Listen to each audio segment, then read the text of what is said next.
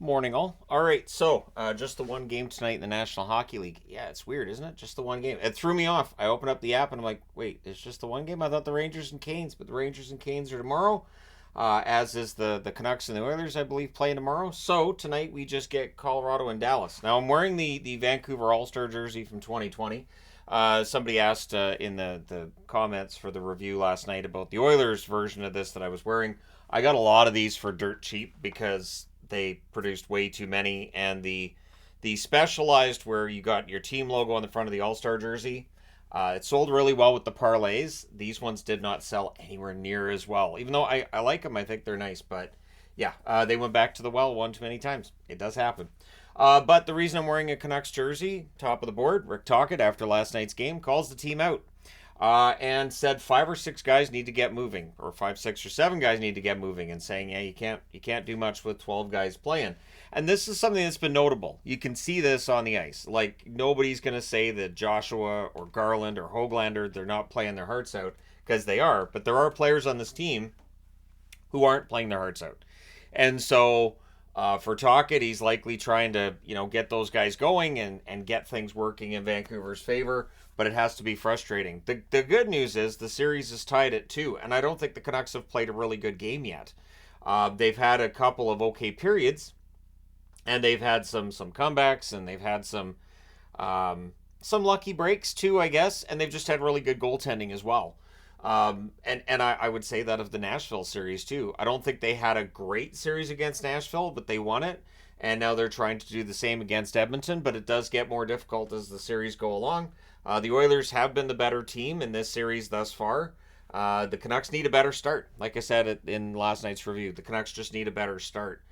They can't afford to have 4 shots in the first period against the Oilers every night and hope to have success. They did win the other game with 18 shots, but that's not a winning formula night in, night out. PWHL injury news. Natalie Spooner.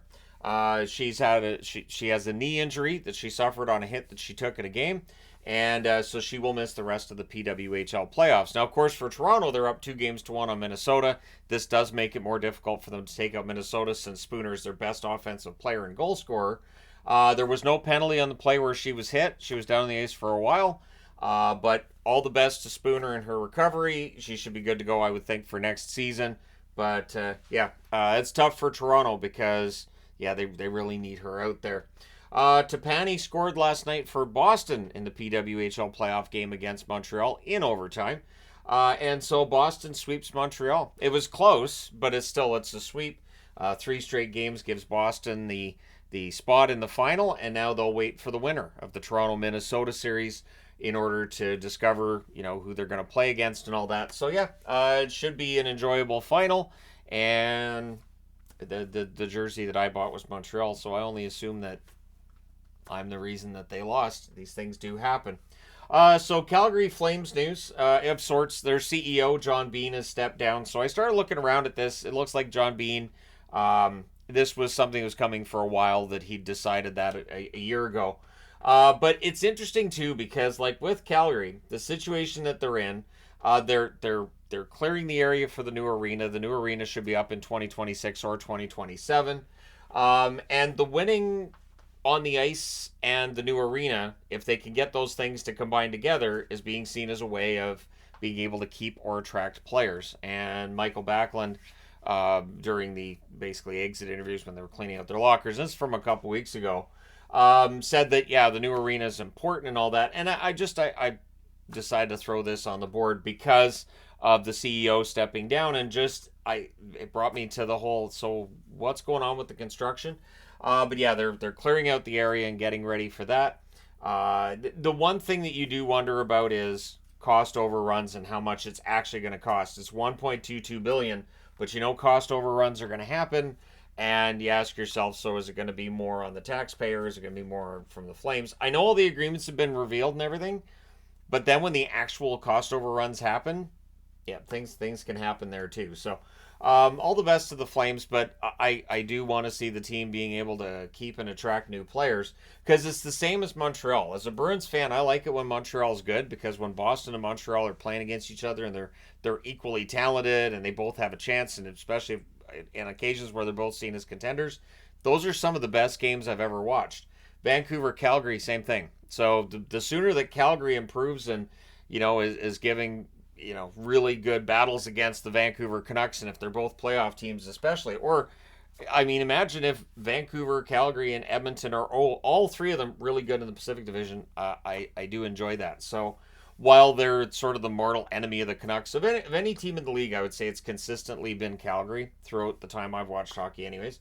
I'd like to see them get better because those series have been a lot of fun, even though traditionally, historically, Calgary tends to win the series against Vancouver. But on the odd occasion when Vancouver beats Calgary, they go on pretty good little runs.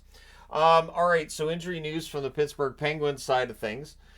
Surgery. Yep, surgery. And in some cases, players will wait a while after the playoffs have started, after their team's eliminated, or if they've missed the playoffs. They might wait and see if therapy's going to work or if just resting is going to help the injury, and then they decide to go for surgery later. That does happen.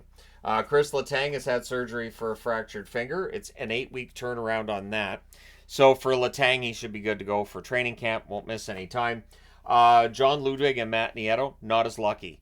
Ludwig had wrist surgery. He's out 4 to 6 months, so he could miss the start of next season. Matt Nieto, reconstructive MCL surgery on his left knee. So it's a 7-month turnaround on that. It's too bad. I like Nieto as a fourth-line option. But reconstructive MCL surgery, that kind of leaves me wincing just a little bit because that sounds really painful. And so 7 months, hopefully he's good to go when he comes back. But yeah, it's one of those take your time things.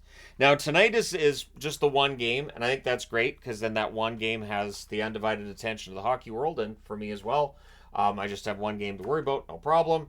And it's Dallas at home against Colorado. Now, I've also seen people saying that the series that aren't being closed out, whether it's the Rangers, Carolina, or last night we saw Florida not able to close out Boston, then, well, this is the NHL wants to make more money on tickets. Nah, that ain't it. And I know people might be saying that in jest, sarcasm, because sarcasm and jest don't come across in comments. I've had that before where somebody will leave something that seems really snippy, and I'm like, what? Oh, I'm just kidding. I have no way to know that person's kidding. Or maybe they weren't, and then, oh, he answered. I'm just kidding. So, but either way, tonight we have Colorado and Dallas, and Colorado will be looking to avoid elimination, the same as Carolina has, the same as Boston has, and they do have a chance. The last game, they were clearly distracted, whether they were distracted by the Nichushkin news, or the Devon Taves news, or just both, and trying to figure out how their top six was going to work, as well as the new lineup on the blue line. Now they've had a couple of days to digest this and go through and fix it. The Dallas Stars, on the other hand, they have a 3-1 series lead. They're going to want to end it tonight. They're not going to want this to go any further. So on the Colorado side, McKinnon, 3 goals, 9 assists for him. Rantanen has 3 goals, 9 assists. For the record, Cale Makar has the exact same point totals as well. McKinnon was held off the score sheet in the last game. Dallas will be trying to do the same tonight. It is very difficult to hold McKinnon off a score sheet 2 nights in a row. Yakov Trenin, they could use a goal from him. He just has the 1 goal in these playoffs. But with Nichushkin out, it means somebody else has to step up and get that production. Georgiev, 891 save percentage. He might have to be at his best, especially, I think, the first 10 minutes of this game. I think Dallas is going to come out, swarm, and try to get this done tonight. Dallas doesn't want this going back to Denver and facing the possibility, anyways, that it goes the full 7, and then they'd have to win another one at home.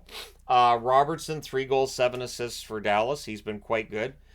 Johnston is the story for Dallas, though. 7 goals, 4 assists, 11 points. It's just remarkable to watch Wyatt Johnston this year and just watch his growth as a player. And now starting to see everybody else seeing what Dallas fans have watched all year. This kid's going to be a megastar. Tyler Seguin, 3 goals, 4 assists for him. He's been good. That line's been excellent as well. And Jake Ottinger, 923 save percentage. After a shaky game early in the series, he's actually been quite good. And so if they get the best out of Jake Ottinger, Dallas could have a bit of rest. And that rest could be key because it looks like Edmonton and Vancouver could go the full 7. It's quite possible. And so if Dallas gets the win tonight, they could buy themselves maybe 5 or 6 days off to rest and heal up. And there are definitely some banged up members of the Dallas Stars who could benefit from a bit of a rest. So my question to you is, will the Dallas Stars get any rest, or will the Colorado Avalanche prolong the series with a win tonight? Let me know your winner in the comment section below. Don't forget to hit like and subscribe if you've not done so already. Thank you guys so much for all your support. It means a lot. I will talk to you again soon.